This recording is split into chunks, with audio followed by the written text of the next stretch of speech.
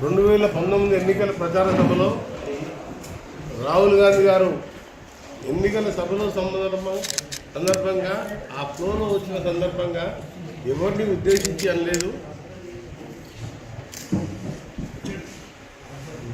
ఎన్నికలలో ప్రచార సభలలో అలా ఓబీసీ కూడా ఎవరు లేరు, ఆయన అందరూ ఆయనలు దేశంలో జరిగిన సంఘటన ఉదాహరించుకుంటూ చేసిన దాని మీద సెషన్ కోర్టు వాళ్ళు ఒక జడ్జిమెంట్ ఇచ్చి 2 సంవత్సరాలు జైలు శిక్ష విధించి 30 రోజులు మా బెయిల్ ఇవ్వడం జరిగింది. వెంటనే 30 రోజులు సమయం ఇచ్చింది డిస్ట్రిక్ట్ కోర్టు పోతానికి. డిస్ట్రిక్ట్ కోర్టు పైన హైకోర్టు ఉంటుంది, హైకోర్టు తర్వాత హైకోర్టులో బెంచ్ ఉంటుంది, తర్వాత సుప్రీంకోర్టు ఉంటుంది. గతంలో ఎంతోమంది కింద కోర్టు పడితే డిస్ట్రిక్ట్ కోర్టు హైకోర్టు పోయి స్టే తెచ్చుకోండి. ఏమాత్రం స్టే ఇవ్వకుండా నెల రోజులు బెయిల్ ఇచ్చినప్పుడు నెల రోజులు ఆగిపోయింది ఉంది. ఆ తెల్లారే 24 అవర్స్ లోపే డిస్క్వాలిఫై చేసి దేశంలో ప్రజాస్వామ్యాన్ని అలాగే దేశం కోసం కుటుంబాన్ని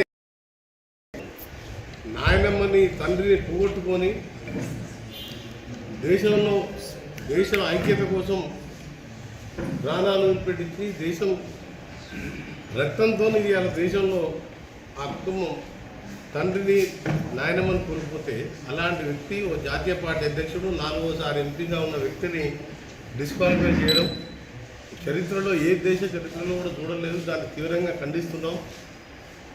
దాని మీద ఇప్పటికే ఇక్కడ పోరాటం చేయడంతో పాటు న్యాయ పోరాటం చేస్తాం.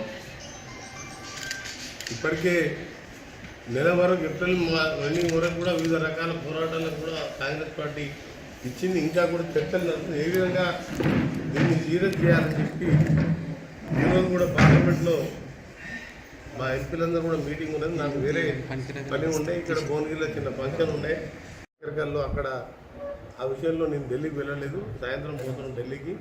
తప్పకుండా దీని మీద ప్రజలందరూ కూడా ముక్త కంఠంతో ఖండించి రాహుల్ గాంధీకి సంఘీభావంగా మళ్ళీ ఎలక్షన్ మళ్ళా స్పీకర్ ఇచ్చిన దాన్ని తీసుకుంటున్నట్టు డిమాండ్ చేస్తుంది. మళ్ళీ ఇంకో రెండవది టీఎస్పీఎస్సీ ఎగ్జామ్ సంబంధించి అతి ముఖ్యమైన విషయం 30 లక్షల మంది విద్యార్థులు 9 ఏళ్ళకి వెళ్ళిన 70,000 టీచర్లు ఖాళీలు అయితే డిఎస్సి నోటిఫికేషన్ లేదు. 9 ఏళ్ళకి వెళ్ళి డిఎస్సి నోటిఫికేషన్ లేదు. చరిత్రలో ఫస్ట్ టైం 70,000 మంది రిటైర్ అయ్యారు. కాంగ్రెస్ ప్రభుత్వం ఉంటే ప్రతి 2 సంవత్సరాలకు ఒకసారి డిఎస్సి నోటిఫికేషన్ 10,000 ఖాళీ కాగానే డిఎస్సి ఇచ్చేది. వాళ్ళు డిఎస్సి వాళ్ళు కోచింగ్ సెంటర్లో జరుగుతున్నారు. గ్రూప్ 1 గ్రూప్ 2 మిగిలిన పోస్టులకు పిలవగా ఎగ్జామ్ పిలిచిండ్రు. ఈ పిలిచి ఎవరికి ఇచ్చిన ఆ సంస్థకు అవన్నీ కూడా గ్లోబల్ రాని గతంలో ఇంటర్మీడియట్ ఎగ్జామ్స్ పేపర్ కలెక్షన్ ఇచ్చడానికి 300 కోట్లకు ఒక బ్లాక్ లిస్టెడ్ ఆంధ్రాలో బ్లాక్ లిస్టెడ్ కంపెనీ జైల్లోకి పోయి ఇచ్చిన కంపెనీ ఆయనకి ఇస్తే 100 మార్కులు వస్తానుకున్న పిల్లగాళ్ళకు 0 మార్కులు వస్తే 32 మంది పిల్లలు ఆత్మహత్యలకు పాల్పడ్డారు. అలాంటి సంస్థకే మళ్ళా కట్టిపెట్టి ఈరోజు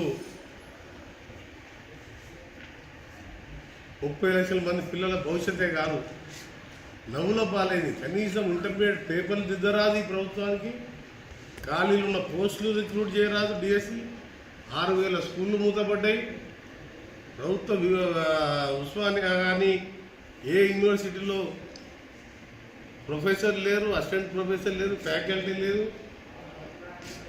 ఆఖరికి పిలవక ఏదో ఎలక్షన్స్ వస్తున్నాయని చెప్పి కొన్ని పోస్టులకు పిలిస్తే దాంట్లో పేపర్ లీకేజ్తో లక్షల కుంభకోణం. న్యూజిలాండ్ పోయిందంట, అమెరికా పోయిందంట, అక్కడికి వెళ్ళి వాట్సాప్ ఇక్కడ వచ్చిందంట. దీని మీద సిబిఐ ఎంక్వైరీ వేయాలనేది మా డిమాండ్. దాన్ని రేపు హోమ్ మినిస్టర్ గారు కూడా కలవకుంటున్నాం, సిబిఐ ఎంక్వైరీ వేయాలని చెప్పి. అలాగే ఈ టీఎస్పీఎస్సీ చైర్మన్ జనార్దన్ రెడ్డి గారు కూడా చెప్తున్నాం. గతంలో మీరు నల్గొండలో ఆర్డీఓ పనిచేసేది ఆఫీసర్గా మీకు మంచిగా పేరున్నా దీంతో మీ పేరు మొత్తం ఖరాబ్ అయిపోయింది. మీరు స్వచ్ఛందంగా రాజీనామా చేసి ఆ పాస్వర్డ్ మీ దగ్గరనే ఉంటుంది కాబట్టి మీరు జరిగినట్టు బయట పెడితే మీరు నిర్దోషిగా బయటపడతారు. మీకున్న పేరు పరువు పాస్తా నిలబడుతుంది. ఇంత అవమానం అంటే 500 పోస్టులు నింపలేక దాని మీద ఈరోజు ఎంతమంది పిల్లలు ఎన్ని రోజులు కష్టపడి ఇవ్వాలా కోచింగ్ సెంటర్లు ఇవ్వడం ఉండి తల్లిదండ్రులు ఉపవాసం ఉండి పిలిస్తే ఈ పరిస్థితి రాష్ట్రంలో ఉన్నది. మన దాంతోపాటు వడగళ్ళ వాళ్ళకు మన ప్రాంతం కూడా బాగా దెబ్బతిన్నది. తిరుమలగిరితో పాటు మేమందరం పోయి అక్కడ రైతులను పరామర్శించి అక్కడ దీక్షలు చేసిన తర్వాత తెల్లారు 2 రోజులు ముఖ్యమంత్రి గారు ఎకరానికి 10,000 ఇస్తాను. ఎకరానికి 10,000 ఇస్తే ఏ మూలకు సరిపోతుంది? పెరిగిన ఎరువుల ధరలకు చాలని కరెంటుతో ఈసారి సగం వేసుకున్న పొలం 10 ఎకరాలు ఇస్తే 5 ఎకరాలు ఎండిపోయింది. ఇప్పటికీ 6 గంటలు ఎక్కడ కరెంట్ వస్తలేదు. ఇంకా దబాయించి మాట్లాడతారు ముఖ్యమంత్రి గారు నాందేడికి పోయి 24 గంటలు తెలంగాణలో ఇస్తున్నాం. రేపు భారతదేశంలో కూడా బీఆర్ఎస్ సర్కారు వస్తే మొత్తం 24 గంటలు దేశం అంతా ఇస్తున్నాం. ఇప్పుడు భువనగిరి చుట్టుపక్కల మొత్తం పోదాం, ఎక్కడన్నా 6 గంటలు 7 గంటల కంటే ఎక్కువ వస్తుందో చూద్దాం. అది కూడా 6 సార్లు వస్తుంది.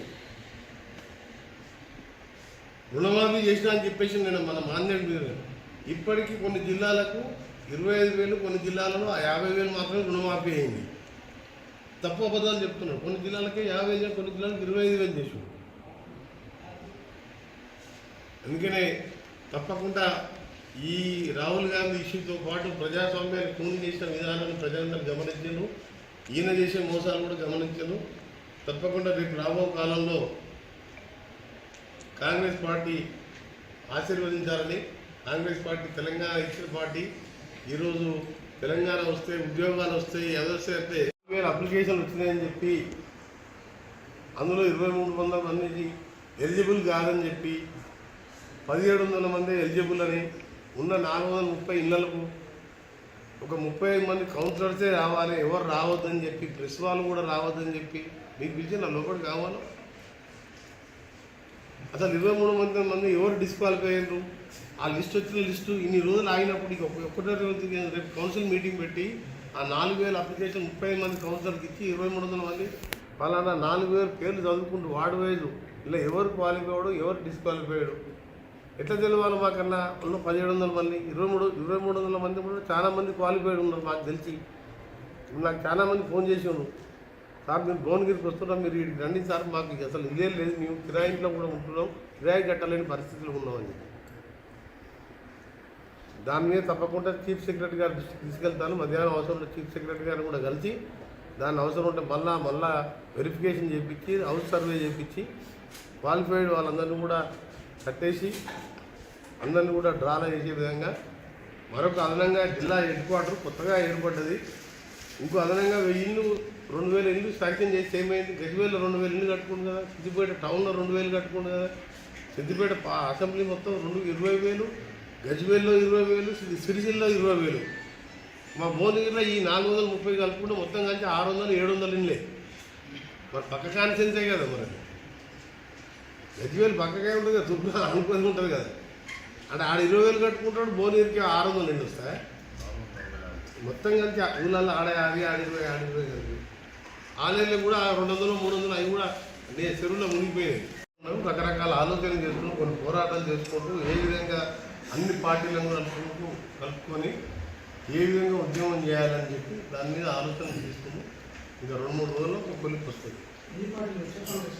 అన్ని పార్టీలు చేయాలి, అన్ని పార్టీలు ఏం చేస్తారు? అది కాంగ్రెస్ పార్టీ ఎంపీలు చేసేటట్టుంటుందని ఒక ఆలోచన మేము ప్రపోజల్ పెట్టాం. ఎందుకంటే దేశం మొత్తం, ప్రపంచం మొత్తం కూడా ఆశ్చర్యపోయింది. అసలు సెషన్ కోర్టు ఇచ్చి నెల రోజులు బెయిల్ తర్వాత నెల వరకు వెయిట్ చేసి పోయిందేముంది? ఆయన పార్లమెంట్ సభ్యుడు అంటే ఏదో కొత్తగా ఆనామని రాలే కదా. ఒక జాతీయ పార్టీ అధ్యక్షుడిగా ఉండి దేశం కోసం తండ్రిని నాయనమ్మని పోగొట్టుకుని ఐక్యంగా ఉండాలని చెప్పి భారత్ జోడో యాత్ర మీరు చూసిండ్రు. నేను కూడా మధ్యలో చాలాసార్లు వహించిన, ఎక్కడ కూడా కాంగ్రెస్ పార్టీని గెలిపియండి, కాంగ్రెస్ పార్టీకి ఓటేయండి అని చెప్పలే. భారతదేశం కలిసి ఉండాలి, కులమతాలకు అతీతంగా, హిందూ ముస్లిం ఇవన్నీ చెప్పి కులాల పేరున దేశాన్ని విడగొడుతున్నారు, భారత్ జోడో అని అంత కలిసి ఉండాలని చెప్పింది తప్ప ఒక్కసారి కూడా కాంగ్రెస్ పార్టీ గురించి మాట్లాడలేదు. అలాంటి నాయకుడు ఆయన దేశం కోసం ఇవాళ ఆయన మీద విలాసవంతం అడుగుతున్నాడు. భార్య పిల్లలతో పెళ్లి చేసుకోకుండా బ్యాచిలర్గా దేశం కోసం 3,500 కిలోమీటర్ల సుదీర్ఘ పాదయాత్ర ఎండలో వానలో అక్కడ మంచు కొండల్లో మేము పోయినాం. శ్రీనగర్లో పోతే -30 ఉంటే మేము 4 స్వెటర్లు వేసుకుని ఇట్లా వణికిపోయినాం రోడ్డు మీద. ఆయన ఒక టీ-షర్ట్ మీద వేసుకొని ఢిల్లీ నుంచి శ్రీనగర్ వరకు హిమాచల్ ప్రదేశ్ అంతా కూడా ఇట్లా మంచు పడుతుంటుంది మొత్తం. అలాంటి మంచులో తిరిగి ప్రాణం మీద తెచ్చుకున్నట్టు లెక్క. ఒకసారి ఏంటంటే ఏమైనా జరిగే ప్రమాదం, అన్ని రోజులు ఆ చలిలో నడిచిండు. ఆ విధంగా అంత దేశం కోసం కలిసి ఉండాలన్నట్టు తప్ప ఇక్కడ నా పార్టీని గెలిపి చెప్పి పాదయాత్ర చేయలేనది. పార్టీ కోసం చేసే పాదయాత్ర కాదు. అందుకని దాన్ని విత్డ్రా చేసుకొని డిమాండ్ చేస్తాను. హాయ్ ఫ్రెండ్స్, మా టుడే టుమారో యూట్యూబ్ ఛానల్ చూస్తున్నందుకు చాలా థ్యాంక్స్. మరిన్ని లేటెస్ట్ వీడియోస్ కోసం వెంటనే సబ్స్క్రైబ్ చేయండి. అలాగే ఈ బెల్ ని కూడా రింగ్ చేసేయండి. మా నోటిఫికేషన్స్ అన్ని మీ మొబైల్లో వస్తాయి. అలాగే మా వీడియోస్ మీకు నచ్చితే లైక్ చేయండి, షేర్ చేయండి, నచ్చకపోతే కామెంట్ చేయండి.